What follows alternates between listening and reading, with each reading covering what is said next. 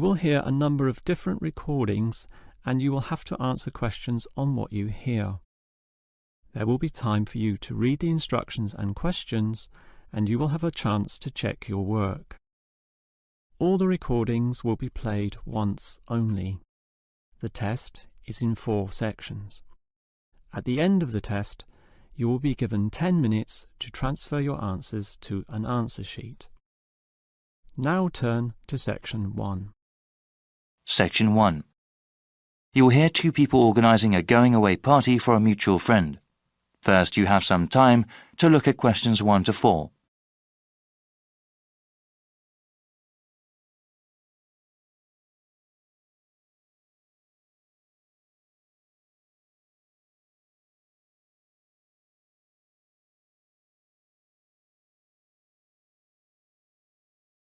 Now we shall begin. You should answer the questions as you listen, because you will not hear the recording a second time. Listen carefully and answer questions 1 to 4. Hey Bruce, looks like we got some planning to do for Albert's going away party, right? There are certainly some things we have to talk about now. Yeah, that's better than doing everything at the last minute. Okay, so I can write some notes as we talk. Sure thing. So, when should we have the party? He goes to Thailand on the 26th of August. Okay, let's have it on the 24th then. Yes, let me see. That's a Friday. That'd be perfect. Now, where should we have it? At a bar or a club? You know, I think he would like something really intimate, nothing too loud. A restaurant would be good. Maybe the Apple Tree Grill? Great place, sounds good. Okay, now we have to think about who to invite. Well, his best friend from college. Sure. And his cousins? Right.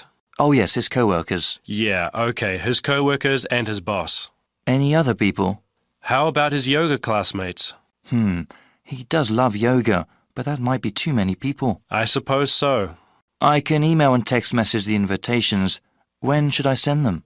We should send them out soon, but not too early. How about the 16th of August then? Well, why not give it a few more days? The 13th? All right, I think that's a good time too. Before you hear the rest of the conversation, you have some time to look at questions 5 to 10.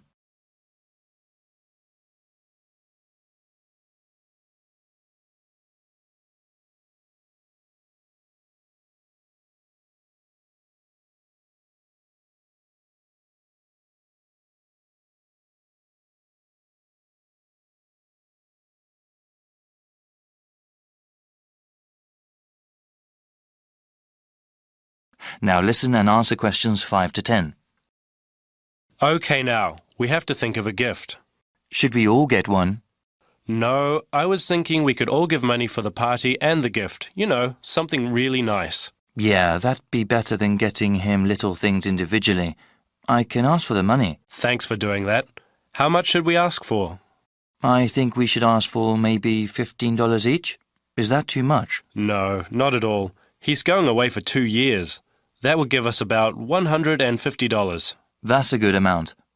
Yeah, well, I'm thinking we could get him something practical. Yes, especially since he's going abroad. Something he could use, something that's also portable.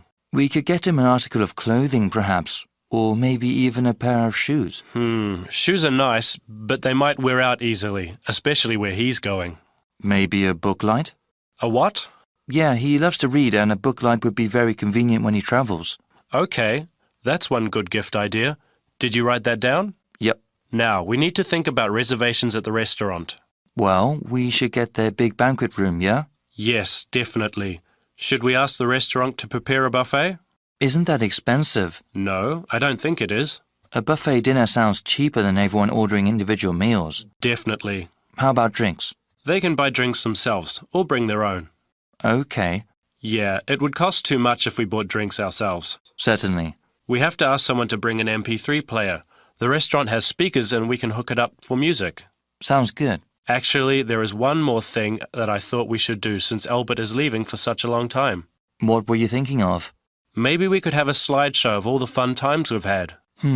That'll take a little bit of work, but I think it's a great idea. Actually, in the invitation, can you ask for some photos people have of him?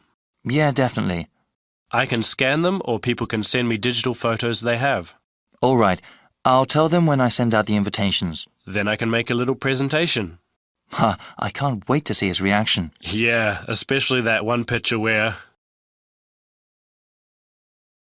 That is the end of section 1. You now have half a minute to check your answers.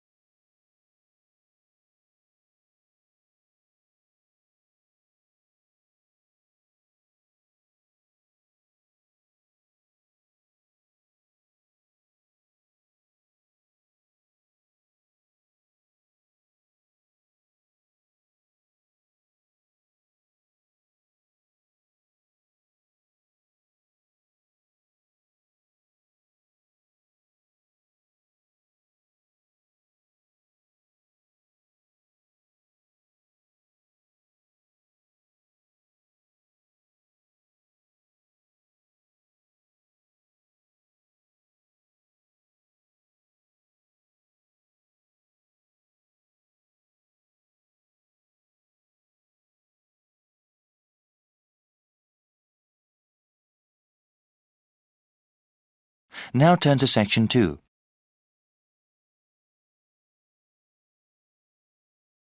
Section 2. You'll hear a webcast on the Freeman Travel Services website. First, you have some time to look at questions 11 to 16.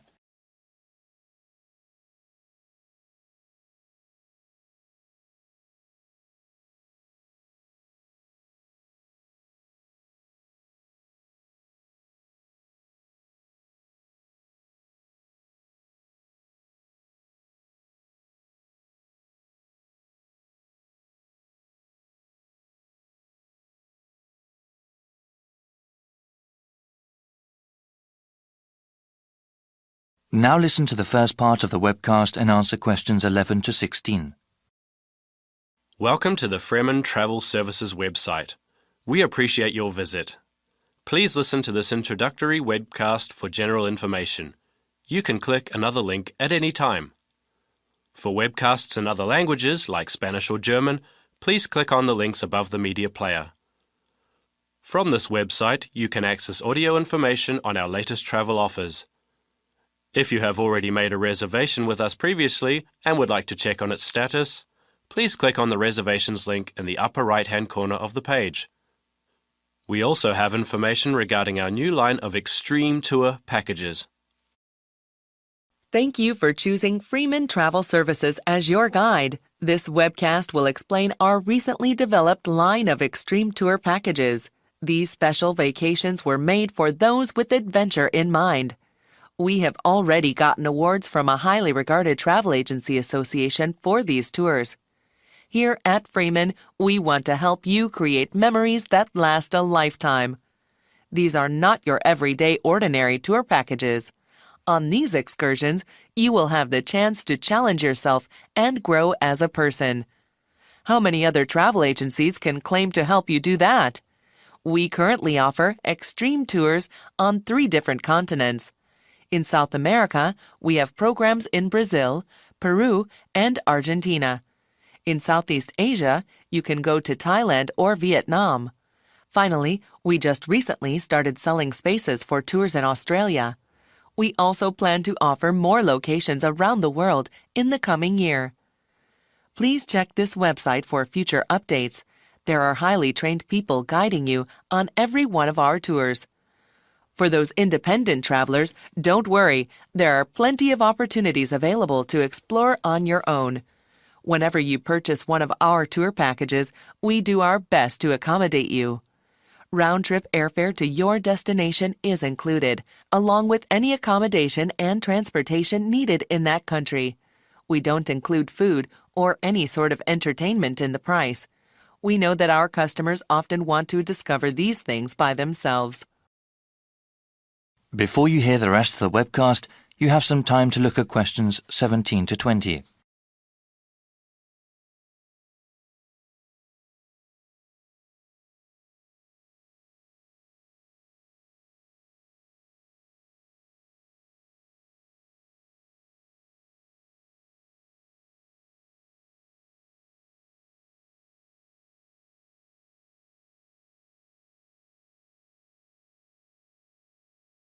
Now listen and answer questions 17 to 20. Following is a brief summary of some of the tours that we offer. Peru is home to an ancient civilization. The Andes Mountains provide stunning views to enjoy when you go hiking and camping on our 5-day tour package. There will also be an opportunity to see ancient ruins and also to go whitewater rafting. The people in Peru are very friendly, and you will not forget their generosity and warm hearts. Another extreme tour package we have is in Thailand. They have a very unique culture there, and even our 7-day vacation there might not be enough to see everything. The tour includes an overnight stay on a riverboat, parasailing, and a visit to one of Thailand's biggest cities, Chiang Mai. We also have an excursion to an elephant ranch that you do not want to miss. Finally, we have something really special for you in our newest vacation package in Australia. We have over 2 weeks of activities, that is 14 days, which take you from the Gold Coast to the Outback and to some of the continent's most exciting places. Go on this tour if you want to scuba dive with thousands of tropical fish at the Great Barrier Reef. See the awesome beauty of Australia's deserts, and party in some of the best clubs and bars in the country. Thank you for considering Freeman Tours. I invite you to look at the comment board on this website. There you can read the testimonials of all the people who have gone on our tours. That is the end of section 2. You now have half a minute to check your answers.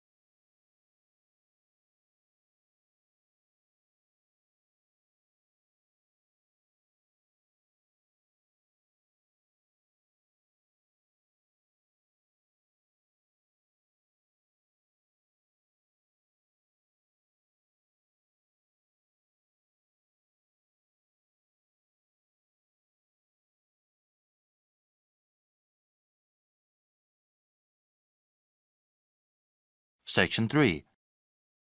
You will hear a conversation between 2 student teachers talking about art projects. First, you have some time to look at questions 21 to 26.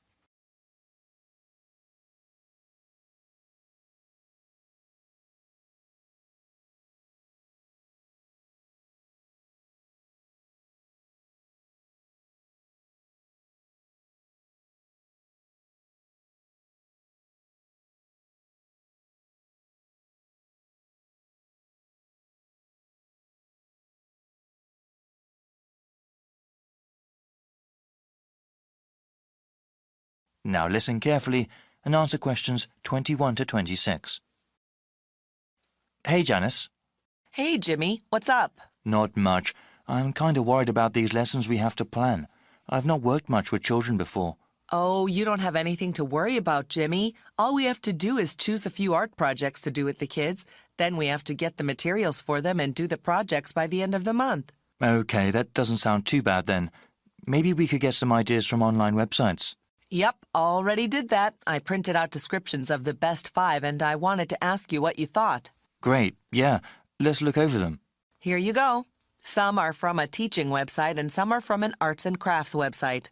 We can talk about what kind of materials we'll need and what would be best for our students. The first art project here is called Make Your Own Mask. That sounds like fun. For materials, all we need are scissors, markers, stiff paper and pieces of string. We have all those at the school already. What's the procedure again? You give everyone the stiff paper. There are some basic guidelines the kids have to follow, like where to cut out holes for the eyes and then one hole for the nose.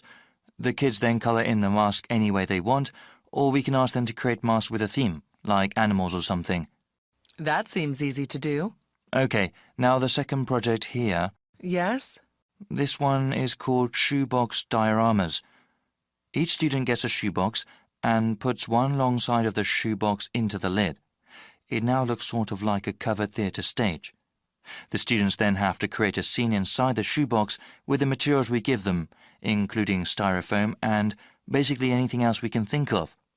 We can tell them to do a historical scene or just somewhere they have been before. All right, well, what's the next one? For art project number 3, we need egg cartons and pipe cleaners. What's a pipe cleaner? Pipe cleaners are basically flexible lengths of metal wire that are furry. They come in all sorts of different colours. They're very useful in crafts. For this project, you take the individual egg holder cups and stick the pipe cleaners in them to make animals. Okay, that sounds interesting. The fourth art project is called Paper Bag Animal. Students can use brown or white paper bags. They decorate these bags with markers or pieces of coloured felt. They decorate the bottom of the bag. When the children put their hands in the bag and hold the bag upright, it becomes a sort of puppet. We'd need quite a few paper bags. Yes, we'd need the small lunch bag kind. The grocery paper bags would simply be too large. Okay, I suppose they would have them available at the corner store. Yes, it's not very green to pack lunches in them, but they're still popular to use. So what do you think of the last project? Well, this fifth project sounds fun. It's called Paper Mache Sculptures. We tear some newspapers into strips and dip them into liquid starch. The kids can choose any object to cover with the strips, like a blown-up balloon. After letting them dry, the kids can decorate the paper mache with paint.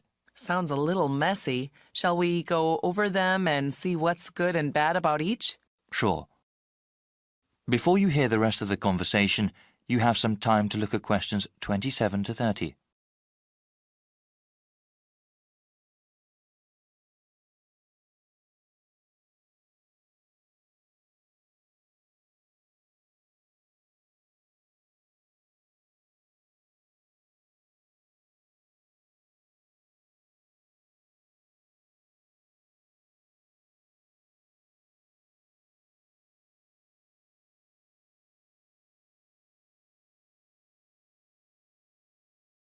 Now listen and answer questions 27 to 30. So, yeah, number 1 sounds really easy to do, and you mentioned that we already have all the materials, right? Yes, but I think I wanted to do something a bit more hands-on and creative. I mean, I suppose they can wear their masks and play around, but the project is just basically drawing on paper. It might be too easy. I suppose so. What do you think about number 2? Well, it certainly is more creative, but do you think that is too hard? I mean, they would have to create whole scenes out of a lot of different kinds of materials. Well, I think that the kids could do it. We would have to give them a little more guidance, but you're right, it might be too difficult for them. How about number 3? I did this one as a child. Yes, I tried to make egg carton creatures as well. It was quite fun, as I recall. Do you think we could get the supplies? I suppose, though unfortunately the craft store in town is closed. It might be hard. I see. Well, then, we'd have to find another way to get them if we do this project. Okay, well, what do you think of the fourth art project? Well, when I first looked at it, I thought it might be good, but you know what? Yes, what is it? Actually, I think our students may have already done this art project in another section. Oh, really? You think they have? Yes, I'm pretty sure now, actually. I don't think it'd be good to repeat it. I suppose so. How about the last project? I really like the concept, but it seems really messy. I mean, we have to dip the newspaper strips by hand into the starch, then wrap it around something, and finally paint the object after it dries. It sounds really fun, but there will definitely be a lot of cleanup. Well, that's too bad then. I guess I can go online and do some more research. You know, I'll help with that too. Thanks, Jimmy. I'm sure we'll find something. That is the end of section 3. You now have half a minute to check your answers.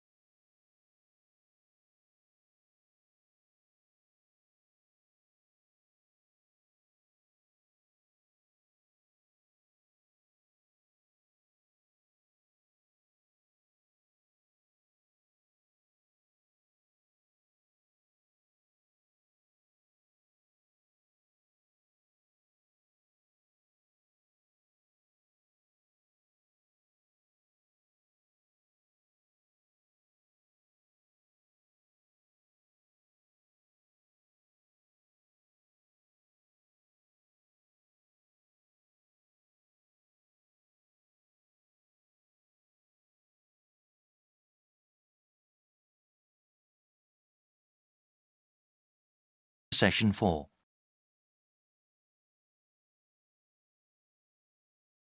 Section 4. You'll hear a lecturer talking about the reintroduction of grey wolves into the wild.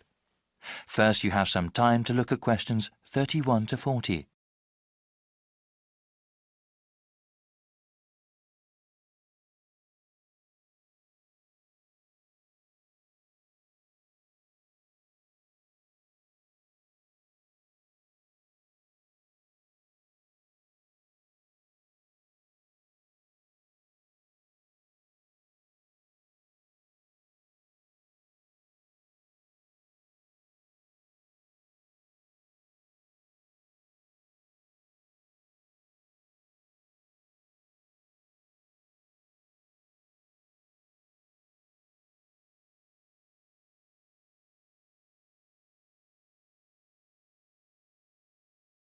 Now listen carefully and answer questions 31 to 40.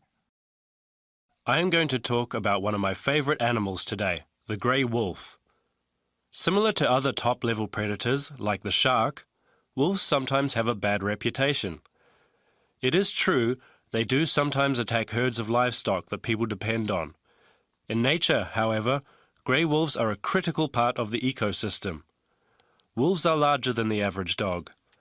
They also have a keener sense of smell since they are not a domesticated species and still live and hunt in the wild. They hunt in small packs and actually have a sophisticated social system. Scientists have observed that wolf packs are well defined by hierarchies. There is one hierarchy for male wolves and one for female wolves. At the top of each is an alpha male and an alpha female. They are not leaders of the pack according to the human definition, but they seem to have special privileges compared to the other wolves. This privilege has to do more with reproducing rather than having more food. Any pair of wolves in a pack may breed, but it is usually the alpha pair's wolf pups that are the most successful. Other pairs may not be able to raise their offspring to maturity, especially when there are limited resources. The alpha status among wolves is not permanent. Wolves are free to challenge the alpha male. These challenges are not necessarily physical fights, but are mostly ritual confrontations that involve bluffing and posturing. There is always the potential for violence, though, and sometimes the jockeying for the alpha status is fatal for one of the participants.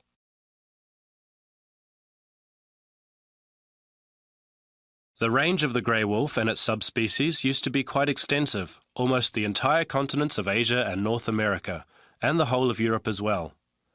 They are now found mostly in Canada, Alaska, the northern reaches of Eurasia, and a few other scattered pockets. In some parts of the world, grey wolves have actually been reintroduced into the wild. Many people were opposed to these programs at first because they thought it would cause economic hardship for livestock owners. In the United States, local ranchers around the Yellowstone National Park area refused to allow any wolves back. Supporters of the program knew that without cooperation from ranchers, the wolves would likely be shot and killed. Those supporters knew how important the program was and agreed to compensate ranchers for livestock lost to wolves. This important compromise paved the way for the reintroduction of wolves to Yellowstone in 1995, where they hadn't been seen for over 70 years. The reintroduction has been a great success. Studies show that the biodiversity within the park has increased and is sustaining itself.